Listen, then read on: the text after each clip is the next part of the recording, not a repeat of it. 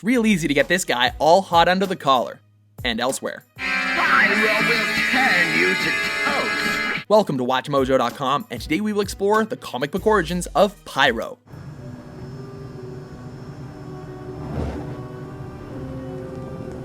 Pyro. As with most comic book characters, there are often reimaginings and different versions to a character's past. We've chosen to primarily follow the storyline which unfolded in 1981's Uncanny X-Men numbers 141 to 142, which was expanded upon in 2001's Cable number 87.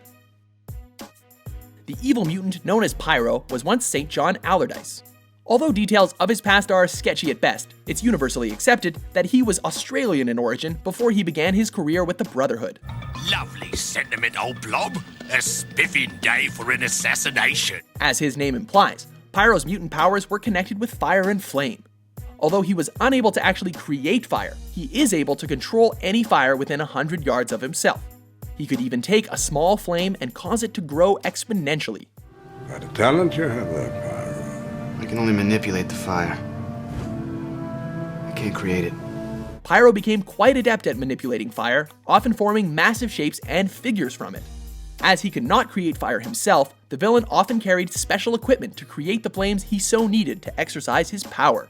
Pyro debuted in 1981's Uncanny X-Men number 141, the first issue of what became one of the X-Men's most popular storylines, Days of Future Past. The story began in the Manhattan of the future, a Manhattan that was virtually unrecognizable. As an adult Kitty Pryde made contact with Wolverine, readers learned that the world was in crisis. Mutant hunting Sentinels had taken over North America, and only a small handful of mutants remained alive. The Sentinels have planned on expanding their power beyond North America, and when they do, a full-scale nuclear war will be launched. In order to prevent this apocalyptic future from occurring, Kitty Pryde was sent back in time. Her mission was to change events and prevent the murder of Senator Robert Kelly, which triggered the rise of the Sentinels. That assassination was planned by the villainous mutant Mystique, the leader of the latest incarnation of the Brotherhood of Evil mutants. Pyro, as a member of this team, demonstrated his power to readers by lashing out at the disrespectful villain, the Blob. Donning their costumes, the Brotherhood set in motion its plan to murder Senator Kelly. Fortunately, Kitty had alerted the X-Men in time, and they were to do battle with the Brotherhood. During that clash, Pyro showed just how formidable his power was, fighting with both the X-Men and the US Army. But not even Pyro could withstand the might of Storm's weather-derived might. More importantly, Kitty was able to prevent Senator Kelly's death. The Brotherhood was defeated, and an apocalyptic future was changed. Just another day for the X-Men. Pyro continued to wage war against the X-Men over the next few years. However, he also contracted the Legacy virus, a deadly disease that killed mutants. In 2001's Cable number 87, the attempted assassination of Senator Kelly was retold. However, in this version, a dying Pyro used his powers to foil his own teammates' plot.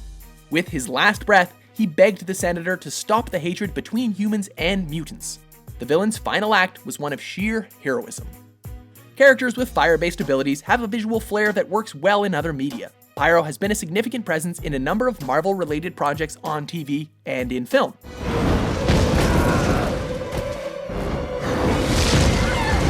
Whether in costume or street clothes, Pyro always cuts a striking figure, especially once he turns up the heat.